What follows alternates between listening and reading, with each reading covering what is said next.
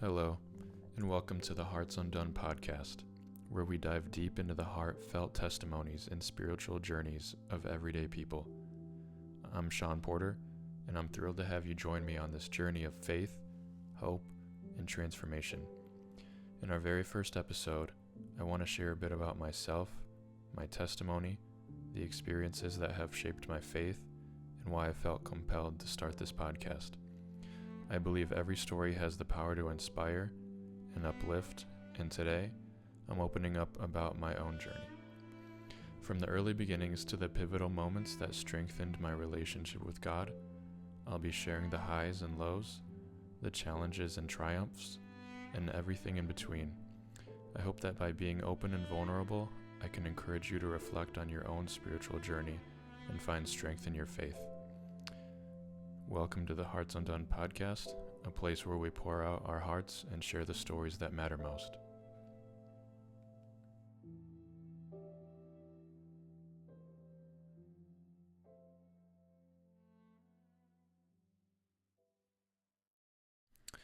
Hey everyone, my name's Sean Porter, and thank you so much for tuning into the first episode of my brand new podcast called Hearts Undone. Now, before I get started, I pray that you bear with me during this because if you know me, you know that how scary this is for me.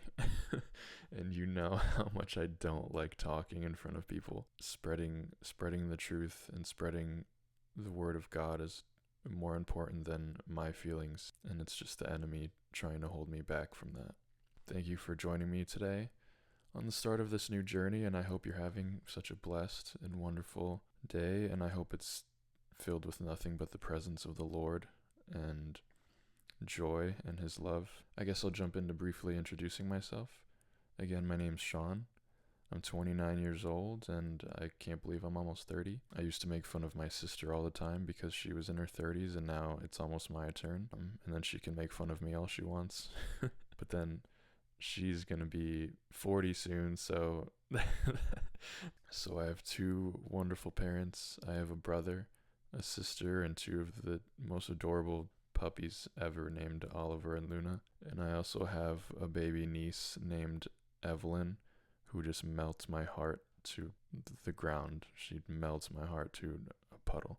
I live in Michigan, which is finally growing on me after about 29 years. Even a year ago, I couldn't even wait to leave this state because of the weather. I mean, even 2 days ago, it was 50 degrees, and the day before that, it was 80 to 90 degrees outside, I think. I love God, my family, my church community. Some of my current interests right now are working out, golf, pickleball, photography. I always love trying new restaurants and coffee shops, but my main interest above all else is fashion. If you know me, you know my dream is to own my own high-end men's fashion brand one day, which I believe God will make happen. On that note, I do have a surprise coming soon. Only the people closest to me know, so stay tuned for that. I guess I should also start off by explaining the significance and meaning behind the name of this podcast. Honestly, it took me weeks, maybe even a month, to come up with something that would match the theme that I was going for. She has no idea that this even happened, but I want to give a shout out to my great friend Liz Curtis. Like I said, she's totally unaware of this, but she placed the word undone on my heart a few weeks ago, and it instantly hit me. I don't even remember exactly what we were talking about. It could have been a sermon, it could have been a worship song, it could have been a devotional. I don't even remember. I tried to search for the texts, but I couldn't find it. Maybe it was a dream. I don't know. But I just wanted to come up with a name that explains how I feel anytime I'm sitting alone by myself in silence in God's presence. To me, an undone heart is another way of saying I'm just in absolute awe of him, and I'm speechless because of everything that he is. He's just breathtaking in every way. I also wanted to come up with a name that would match the theme and the goal of this podcast. A majority of the time, this podcast is going to be a two-person podcast where I bring on guests and we just talk about Jesus together. We talk about their lives, their testimonies. Different topics will be discussed during these episodes, and from now on, there is going to be video, so it'll be a little bit more engaging. I'm not going to have some sort of studio setup or room setup. I got some wireless mics, so I'm just going to travel wherever I need to. And if the podcast needs to be outside, it needs to be outside. If it needs to be in a car, that's fine. So I'm not tied down to one spot. So the scenery is always going to change for the time being. The second meaning behind the name, Hearts Undone, is I just want this podcast to be a place where my guests can undo their hearts and be completely raw, open and unfiltered, and just vulnerable about their story and their lives. I want this to be a place where we can have meaningful and deep conversations, because that's like my favorite thing in the entire world, is just to sit down in silence with somebody and just talk about deep and meaningful things. Like, if you know me, you know I don't like small talk. I don't just like to talk. If I have nothing to say, I'm not going to talk. I've always been more of a listener. I want this to be a place where you can just be open and vulnerable. One of my friends, I actually went to a men's retreat a while back, and one of my friends, Kyle, says, "Unbroken bread feeds no one." And to me, that quote means that in order to feed others, we must be willing to share our testimonies and stories, be very open and vulnerable with each other, and in turn give someone out their hope and faith, and maybe strengthen their relationship with God. Our testimonies are one of our strongest weapons and tools to begin to bring others to Jesus, if not the strongest tool that we have. We'll have some fun on this podcast, and we'll talk about other topics, but we'll always go back to Jesus, because any other conversation or anything else is less than. He's the main thing. He's the most important. He's number one. Now, I don't want to act like my podcast is unique or different in any way versus somebody else's Christian podcast, but you can never have too many people spreading the truth and spreading the love of Jesus. You don't need to be unique or creative or entertaining or come up with some new way to preach the message. You don't gotta have the nicest setup. There's already too much fluff in the Christian world right now, and we need to just get back to the main thing and the main message, which is Him and Him alone, with nothing else added. Lastly, for the longest time, so many people said I would have a podcast voice or a radio voice or a very good speaking voice. A lot of the people I know say I'm very easy to listen to and have a comforting presence about myself. It's easy for them to open up to me and talk about pretty much anything and everything. I tend to attract people that are hurting, struggling, broken, and just need someone to talk to. I always wanted to have a platform like this, or like a way to reach people at a higher level. And I didn't want to go back to school to be a therapist or anything like that, so I thought this podcast would be a great way to do this. And I finally realized that God gifted me with these strengths, and I needed to put them to good use in a way that He could reach lots of people through me. I feel God wants to change people's lives through me, and I'm finally obeying Him. I also want to give a shout out to my friend Morgan, because she just recently started her podcast called Room for Rest. You should go check it out. I just want to give her a shout out because she's doing such an amazing job, and starting hers is what really pushed me to have the faith and the courage to start mine that I've been wanting to do for a while now. Next, I guess I should share a little bit about my life story and my testimony. I have some notes here, but I'm trying to be as raw and real as I can. I guess I'd be quick to say that my testimony is nothing special, and it's not that great of a story. But that's the lie of the enemy, because Jesus wrote my story, and that's what makes it special. I was born in Arizona. I moved to Michigan when I was still a baby. I might have been 1, I'm not sure. I've lived here since then, and I'm 29 now, like I said. I didn't grow up in a Christian home at all. I never heard anyone talk about Jesus. The only thing I knew about religion as a child was that my mom grew up Catholic. I never went to church growing up, other than maybe once or twice to a Catholic church. I had no idea why I was even there. I thought it was just the most boring place on the planet, to be honest, and I never wanted to go back. And that's pretty much why I never went back to church until I was about 27 years old. But anyways, growing up, I was always the shy, quiet, and reserved kid. So like I said, this podcast is really scary for me. I don't like talking in front of people. I don't even like talking in front of groups. Even in my Bible studies, not many people know this, but anytime I'd get ready to talk, my heart starts pounding, and I get nervous for whatever reason. I don't know. It's just something that I pray about, and it's getting better, But yeah, I get really worked up before I even talk in front of my, like, the closest people I know in a church group. I would say the first pivotal moment for me in my life was when I was around 9 or 10 years old. My parents ended up splitting up, unfortunately. Honestly, I'm kind of just a go with the flow kind of person, so it didn't really affect me emotionally as much as it did my older sister. Maybe that's just because I didn't fully understand yet, and she was a little bit older, so she knew what was happening. I would spend the week with my mom and every weekend with my dad. My dad, I guess if you know me, you know how hard it was to come to God, because I grew up with, nah, I love my dad and he loves me with his whole heart. It was hard for me to come to God because my dad's one of those really very strong, not showing emotion kind of people. So no hugs, no I love yous, nothing like that growing up. But that's okay because he shows it. He doesn't have to say anything. And my mom is, my parents are complete opposites. My mom is just, she can make friends with the AT&T customer service guy and have a conversation for 2 hours. Oh my gosh, I love them both to death. I say my parents splitting was such a pivotal moment for me, not because it like ruined my life or it was a hard life after that, but I think spending the most time with my mom is where I developed my strong emotional intelligence and ability to articulate my feelings and emotions more than your average man. She helped me develop those skills, which then leads to the present and being able to have this podcast. I know it's really hard for men to open up emotionally because they feel like they have to be strong, and that's just not the truth at all. I think it's a very important skill to have, especially in relationships, and especially with your relationship with God, because if you can't just pour out your heart to Him, then it's not going to strengthen. Jumping forward, about 6 or 7 years, when I was 16 to 17, my parents, fortunately, by the grace of God, got back together.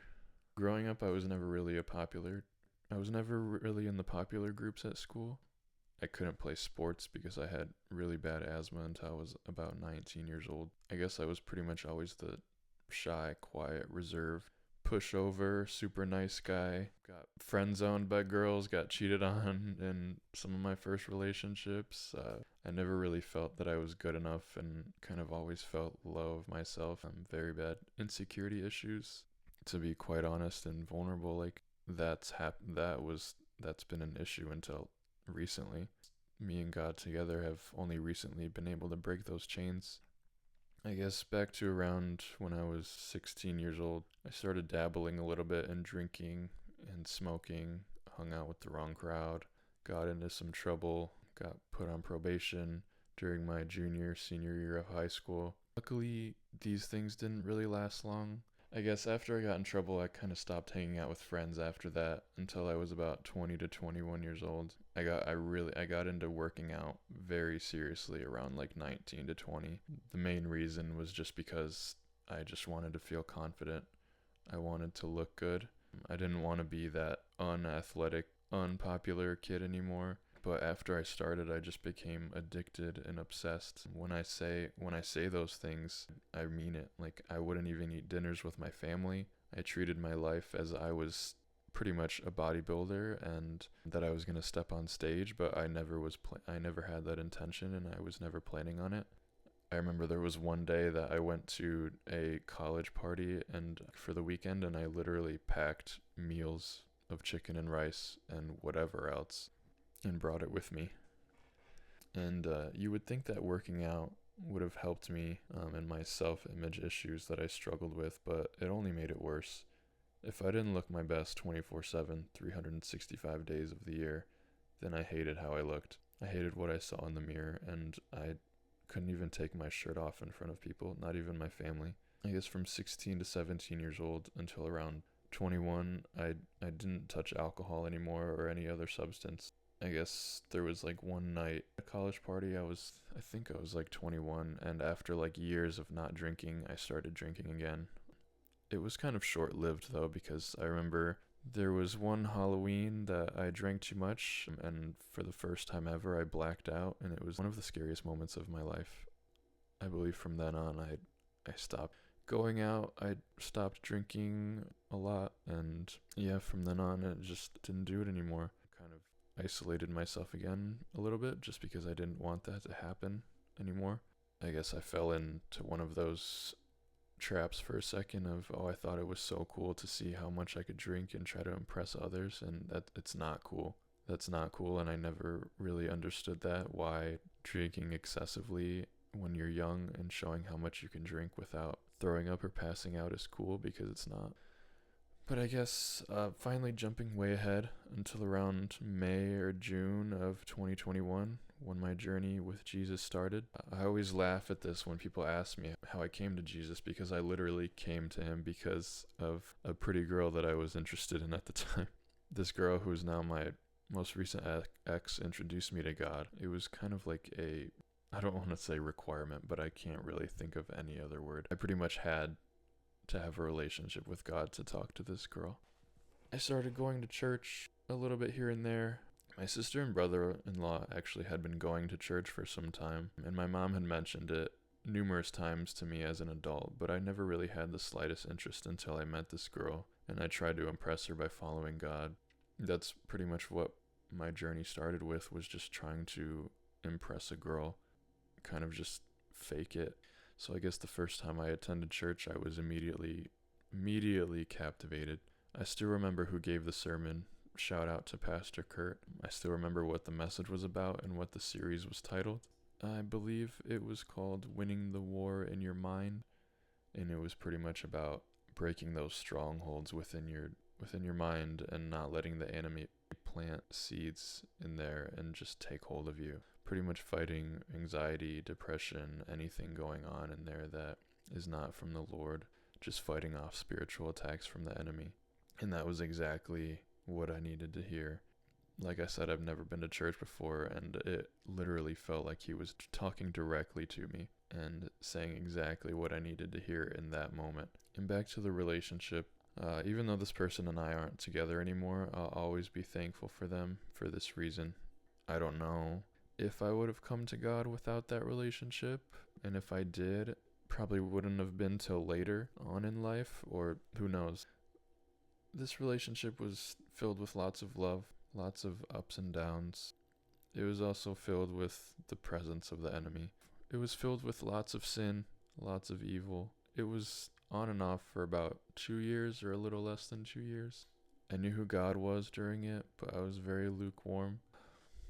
I guess a side note is, I've always been kind of a girlfriend guy, and have always only felt good about myself when I'm in relationships. Like I said, I've had really bad insecurity and self-image issues, and I guess girls were like a band-aid on that, kind of feeling like, this person, like somebody actually shows interest in me, somebody actually sees me and likes me. I always had an issue with wrapping my identity around anybody who I was with or talking to. So that was like one of the biggest issues in my life for a long time. I would just obsess over it. Anyways, I was officially saved on March 17th of 2022 in my car with worship music blasting. I think it was around 11 p.m. outside of my gym at the time. One of the most powerful nights of my life. I didn't even know that feeling even existed. I'm just feeling his presence so unexplainable. Like, I can't even put it into words. It's just so unexplainable. That first time you experience God, that first time he shows up and just wraps his arms around you and just speaks to you and just tells you everything's okay. After that, things started to take off. I knew I instantly just had to know more. I had to do more. I just wanted to give my heart to God fully and completely. So it was on April 3rd, 2022 that I got baptized at my church. Even though I was making these steps towards having a relationship with him, I was still in this relationship, and again, I completely found my identity in that person instead of him. My idea of being a Christian was kind of reading the Bible every so often and going to church on Sundays, and that's pretty much it. I mean, this relationship was, I would never take it back, but it was filled, again, like I said, with lots of sin, lots of toxicity, lots of drama, lots of presence from the enemy, and just a relationship of two broken people coming together trying to fix each other, trying to put a band-aid on their past. The only person that can fix you is Jesus, as long as you give your heart to him. Anyways, coming out of this relationship, since it was just so, like I said, toxic, coming out of it, my confidence issues were even worse than when I went in. And moving on to the very end of the relationship, trying to hold on to something that didn't even exist anymore by wanting to marry this person and get a place together at the end of it. Now, I don't want anyone to take what I'm saying as placing the blame on anyone. And I'm not saying that the relationship wasn't filled with lots of amazing moments as well, because it was. It just was not 100% godly. Like I said, it was just two people broken from the world, trying to make a relationship work that neither of us were ready for one yet. The damage that it caused brought me even closer to God, seeking him, searching for answers, getting into community, going to a Christian therapist, seeking guidance from my loving Christian mentors. This is just proof that he takes the bad and always turns it for good. He always does. At the end of it, I actually ended up losing my job, which at the time I thought was from the enemy, but little did I know was the biggest blessing of my life. And I didn't realize that until maybe 6-7 months later, when again, shout out to Liz Curtis. She asked me the question one day. She was like, "Do you ever feel like it was a blessing that you lost your job?" And I was like, actually thinking about it, yes. If I didn't, I wouldn't be who I am today. I wouldn't be as strong in my relationship with God as I am today. I wouldn't be taking these steps towards him. I wouldn't be volunteering at church. I wouldn't be volunteering in the kids center. I wouldn't be going to Bible studies and Bible groups and trying to meet new people every day. I wouldn't be in front of people in the gallery at church talking to people. None of that would have ever happened. I wouldn't be doing any of these things. I wouldn't be trying to help people grow in their relationship with God. Like I said again, I would always rely on women to make me feel happy. I would always rely on them for happiness and needing to feel validated in life. This caused lots of issues just because it made me jump from person to person a lot. It caused me to hurt a lot of people. It caused me to use them as a source of comfort, and I would just be with certain people out of selfish reasons, selfish needs, and out of loneliness, unfortunately. When I was bored, I would move on to the next person that would show me even 1 ounce of attention and a little interest. Fast forward a year and a half later, up until present day, I'm still officially unemployed, but I'm so thankful for it. I would never replace this time with anything. I would never replace this time with the highest paying job you can give me. All I want is more Jesus. That's all I want, and all I want is to spread his message through this podcast, spread his love through this podcast. I hope that I'm starting to open up someone's heart a little bit while listening to me and just listening to the Spirit speak through me. Whether your hearts are hardened by your past, whether you're struggling with something right now, whether you felt like you've been hurt by God in the past, I really hope, like I said, that you're actually tuning in and listening and just taking it all in and just letting your heart be filled. Like I said, fast forward till now, I still don't really have a job. I had a couple very short-term jobs during this time, but I never really felt at peace with any of them. I think I was just trying to take control of the situation instead of letting God continue to work. I would just job hop because I would get impatient, and I would take literally anything that I could get. And it's so hard, especially for me, being patient, and a lot of us, patience is hard, especially while we're waiting on the Lord. But he's always working. He's always working in the background. Even if you don't understand it in the moment, you will. And I'm understanding more and more what he's doing right now in my life. Another reason I was job hopping was because I got sick of telling people that I was still not working after 6, 7, 8 months, after a year. It's almost been a year and a half now. That's just something recently I started getting over. Actually, recently I jumped back into school, which I told myself I would never do. I tried to go back to school a little bit for an EMT program to try and be some sort of paramedic, and I already knew going into it I didn't want to do it at all. People who knew me probably knew that I didn't know what the heck I was getting myself into, and they were probably questioning my choice because they know that is probably not something I would ever want to do. Stuff like that makes me uncomfortable. stuff like that scares me, freaks me out. I don't like it at all. And I know if I prayed about it, God would probably give me the strength to get through that, but I didn't feel peace with that either. The peace that I was feeling was being able to finally tell people that I had a goal and a career lined up and something that I wanted to accomplish. Like I said, I was fed up with telling people that. I still didn't have a job after over a year, and I was still trying to figure it out and still waiting, but that was just the fear of judgment, and that was just the enemy talking. It was just perceived thoughts, because I know that those closest to me would never judge me. And especially, there's nothing more important than waiting on him and just listening to him. And if I haven't heard anything from him, then there's no reason to try to take control of the situation and jump onto something that I don't feel peace about, because then that's just gonna delay his plans for me and set me back. Like I told my mom the other day, I heard this in church once. God is like a GPS. And bringing my dad back into this, he hates using the GPS. He likes to take his own way, even if it's the scenic route, even if it's the long way. He doesn't like to listen to the GPS, even if it saves time and it goes the fastest way. God sees all, and he sees it from above.